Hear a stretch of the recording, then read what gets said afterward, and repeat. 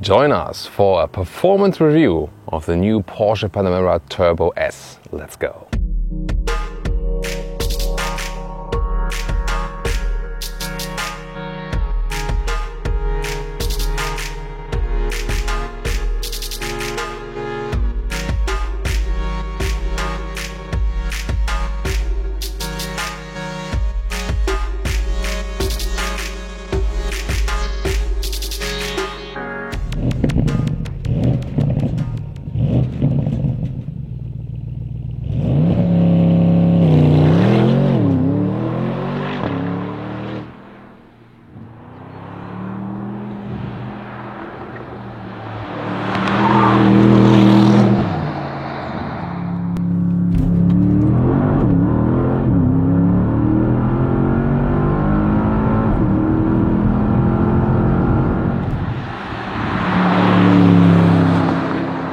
In the front, this recent Panamera facelift changed a little bit of this lower area for all models, so a little bit bolder from the design, and also the daytime running light and lower part has been modified a little bit. Here in the Turbo S you can see it has this double design here and it's also a little bit more stretched.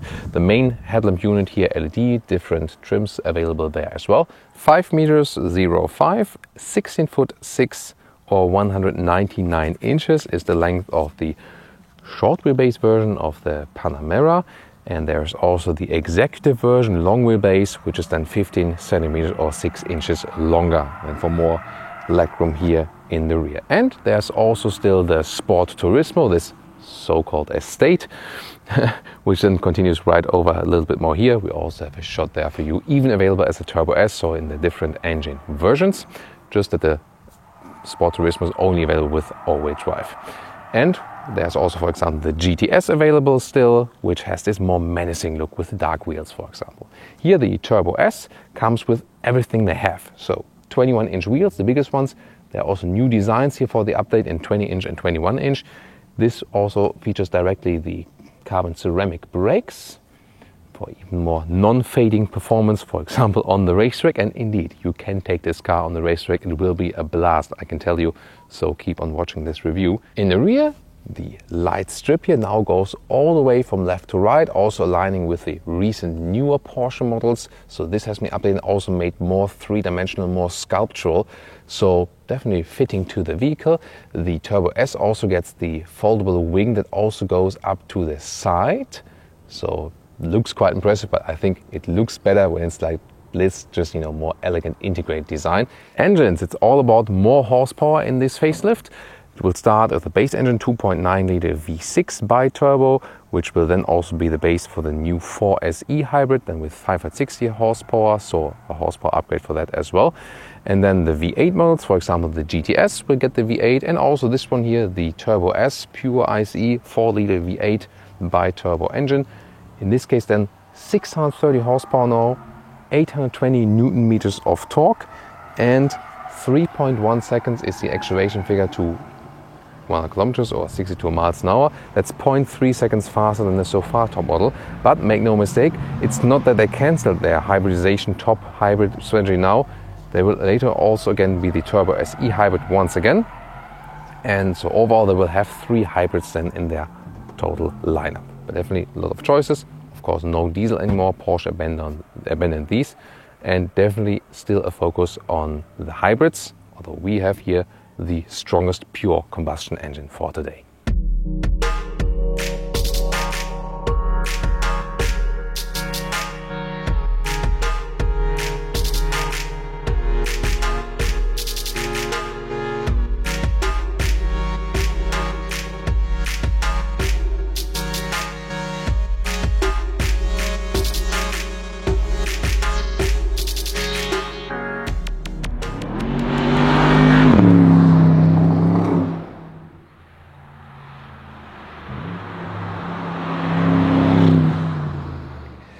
Driving mode selector here at the steering wheel, and the steering wheel has been reworked with the facelift. You can, for example, see now you have, like in the 911 or in the Taycan, these updated jog wheels.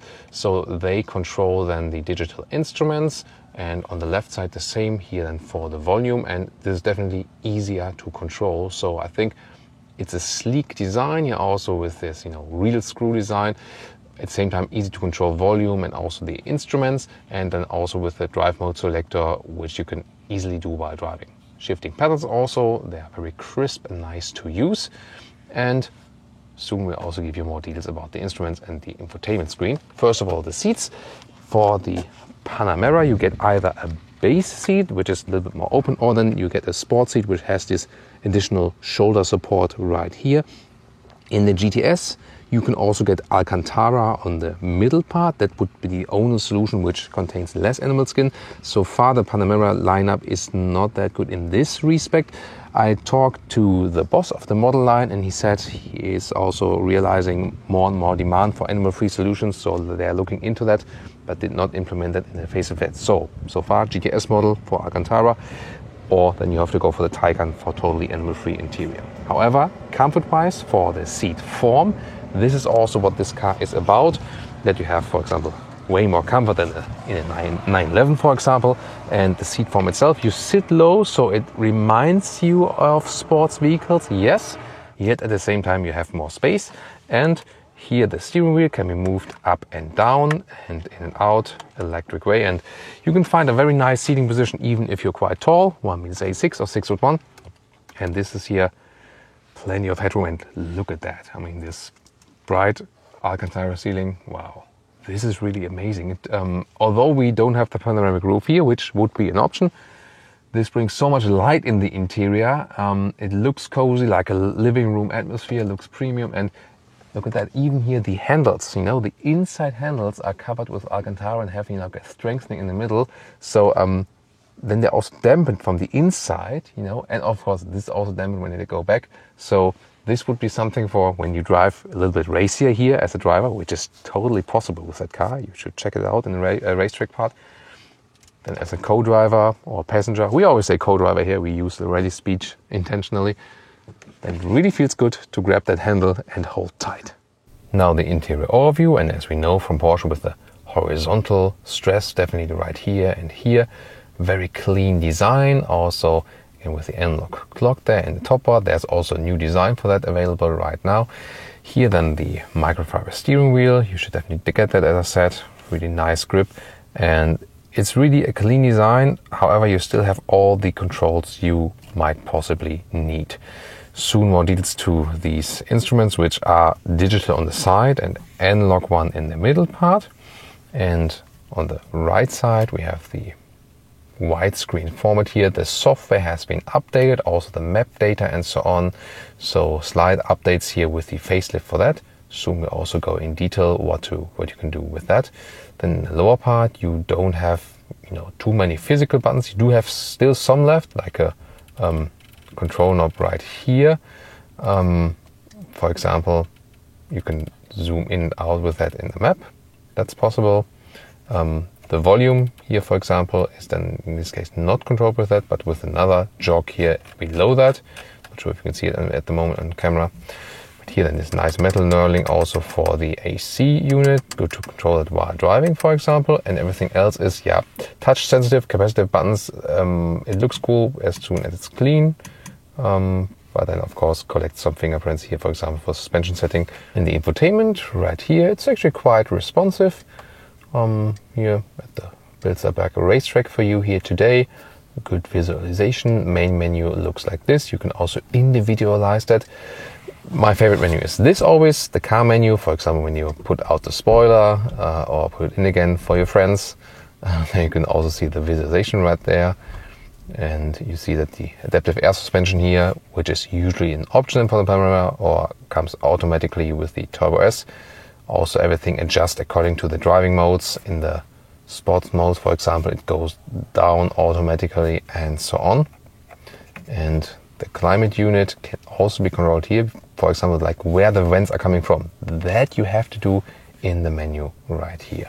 Now a detailed look at the instruments. Once again, pretty cool. They have the analog RPM meter right there, and then left and right are screens. And on the right side, you can change it up like this. Here also with the GPS map, for example. It will also appear when you just approach the next intersection, for example. That's a cool function. And here the all-wheel drive distribution, of course, a rear-wheel biased all-wheel drive. And then you can just take a look at that while driving. The more you hammer it, the more power it will also give to the front wheels. And here at the steering wheel you can also then switch over to the left gauge, and then also have, for example, GPS input right there, or assistance systems information and so on. And I think, yeah, that's actually easy and straightforward. Now to the rear seating area, of course the same design as in the front, and even memory seating here for the rear seats is of course an option, and with the electric seats for the rear you can see the controls there in the lower part. And in the sedan here of the Panamera, it would start with single seats. An option, you can pick the through bench if you want to have a third seating in the rear, and the Sport Turismo, the Estate, would start with a through bench, and there you can optionally go for the single seat setup. This looks more executive-like. You have these special controls and also digital controls for the climate unit. This of course looks really fancy. Yeah, of course it's not necessary, but what is necessary with the Porsche? Here it's not about what is necessary, but what is cool. So let's get inside here. And it's a long vehicle, and therefore we also have enough legroom here also when I have the seat as I would be driving. But of course it's clear that a car in this segment is not really like good packaging wise if you look at exterior-interior relation. And you fall a little bit backwards here with the bench, so you do have enough space here. Also electric control here of the length of the seat, for example, and also the back part of the seat then with the electric control, for example, also electric lumbar support. I mean, you get along definitely, and it is in one way luxurious. Here headroom wise it still works, so you don't need a Sport Turismo for more headroom here. But I would not say it's the most comfortable position here in the rear. So for more comfort, I would definitely, for example, prefer a Cayenne in the rear. Even the Macan is definitely more comfortable here in the rear. Boot capacity is in both cases around 500 liters or 18 cubic feet, both sedan and Sport Turismo. They don't differ that much because it is measured here below the cover. The Sport Turismo has a little bit more height right here. And here in the sedan also you have this high loading sill right there. That's not that practical. However, so you can still very well use the trunk here, a little bit wider in the sides.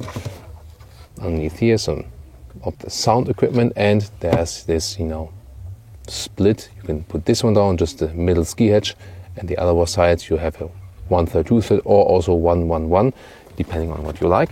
And let's put a cabin trolley inside. You can see the dimensions here in a more practical way, and it also fits here in a vertical way, but not all the way up till the end. So we have to push it a little bit further in. So here, for example, even like this, probably then it will not close, just as a very practical test. Or let's see, that might still work, will it? No, will not.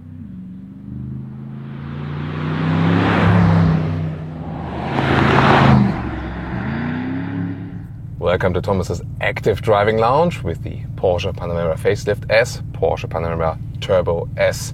Here we're on the Bilsterberg racetrack, and we'll start with the launch control. We have an exclusive slot just for you. Launch control 3.1 seconds. It's the acceleration figure official. Let's see how it scores right here, and then we'll just hammer it on the racetrack. Let's go.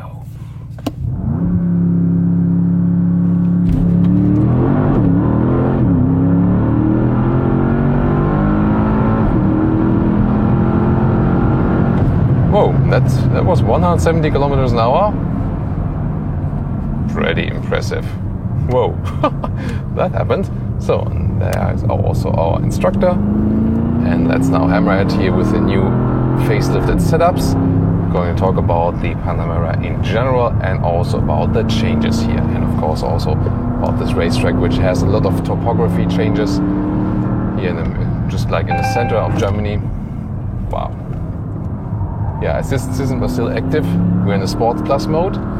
Sports Plus mode means that the electronic stability control is drawn back, shifting is optimized, so the gears are turned up higher, and also the suspension is set stiffer. Adaptive air suspension in here, now set on a stiffer tone. Then the PDCC, this anti-roll, anti-tilt control, is updated in this facelifted version. That means even more active. Look at that. You can get the car also a little bit sideways. Have to counter steer a little bit. Now topography changes. Wow, and so much G-force applied here. This is really crazy stuff. So the car keeps so straight I mean, there's hardly any leaning at all. Then I have the rear axle steering, which helps me with lower speeds, with more agility, and at higher speeds with more stability. Now there's this incline, like at 200 kilometers or 125 miles an hour, and really getting the stomach pushed all the way down. Whoa, and look at that. I mean, how the car is stable and so agile, and it feels light, you know, of course not as light as a sports car right in front of us, but the way this big sedan, you know, and heavy sedan handles here on the racetrack is absolutely incredible. Like this, you know, wow.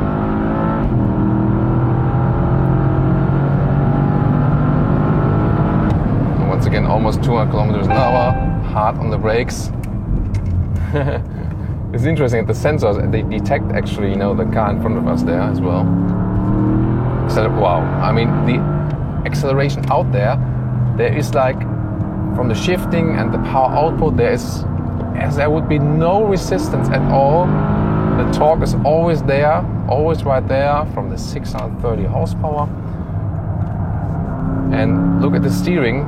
I don't have to steer that much. They have also updated the steering. So the hardware part, yes, and also the software part, the steering feel. So it's even more precise, even more progressive. You have to steer less. There's no dead zone area. One of the most perfect steering feelings I have felt so far. And you just have to see the degree angles of the corner I'm driving and what I'm doing with the steering wheel. It's really pretty much aligned. And even here going uphill, you do not feel in this vehicle that you're going uphill power-wise. If you're going uphill or downhill, it doesn't make no difference. The power is still always there. You know, pushing this car in the corner, a little bit of counter steer now in this S chicane. Look at that, wow. I mean, I'm really handling this car as it would be a light sports vehicle. So if you think about, oh, I'm going to buy a Porsche Panamera as a track car, yeah, why not? And that's the thing, you know. Of course, no one would actually do that. But the thing is that you can actually, that's the most extraordinary thing about this vehicle. And I've been driving this Panamera here on the racetrack a couple of times. We went on Vancouver Island with the Turbo SE Hybrid, for example. We went with the GDS in Bahrain Formula 1 racetrack. You can also check out these episodes later on. And here now this facelifted version. Indeed, what I feel is it's even more precise as for the steering. Suspension-wise, even more upgraded. The car stays more upright. It is, on the one hand, easier to handle, I would say, but at the same time, it is more extreme as for the speed you can score. And that is also underpinned by this 7 minutes 39 lap time on the Nürburgring Nordschleife by Porsche Works driver Lars Kern. New lap record for this vehicle segment here. With this very vehicle we are driving, just a little bit, you know, modified with the sport seats and of course for safety. And yeah, I can just stress again, this is probably, I guess this is the sportiest big sedan overall. And yeah, once again, incredible what you can do with this vehicle. The Sports Plus mode, by the way, it does allow you to set the car a little bit sideways, yet at the same time you're not absolutely out of control. Here there's like a corner where you can really stress that. And I mean, in the front, our instructor, professional racing driver as well. Of course, I have no chance against him, but I don't feel that it would be the car, you know. I'm also an experienced racetrack driver, but of course no professional in this case, if you compare it to these guys. But still, I don't feel that it would be the car that is limiting me, you know. And they actually told us that about 5 years ago, the lap times that you could score with the Panamera would equal the one of the top 911 sports model, like GT3 RS or something. And that's of course something really, really incredible. Sound-wise, by the way, this new sports exhaust for the V8 models, updated also, that you get sound feedback like this. Also, even when there are these OPFs, these particle filters for the petrol engines. So I think you still have a nice and decent sound, although there's more technology for us for breathing for the environment as well.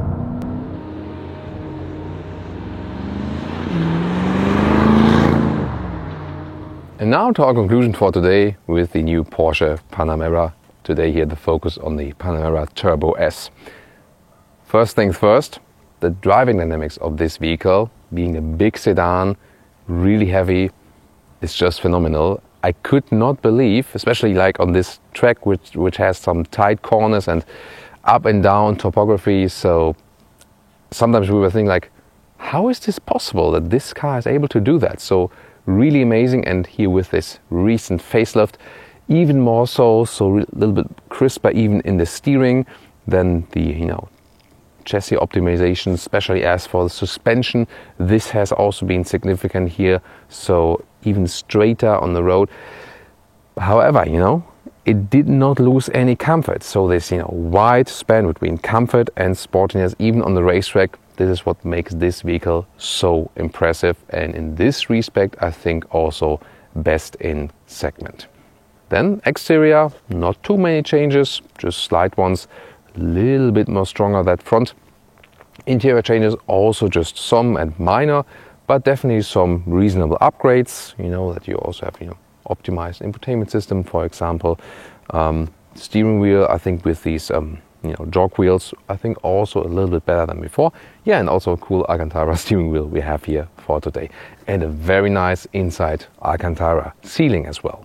However, as for seating materials and inside covering of dashboard and so on, a lot of animal skin used still. They did not change it for the facelift. The GTS does offer Alcantara on the seats, so that would be the only solution at this moment. For the next Panamera generation, they will definitely rethink that. We already talked about that with the designers, managers and engineers.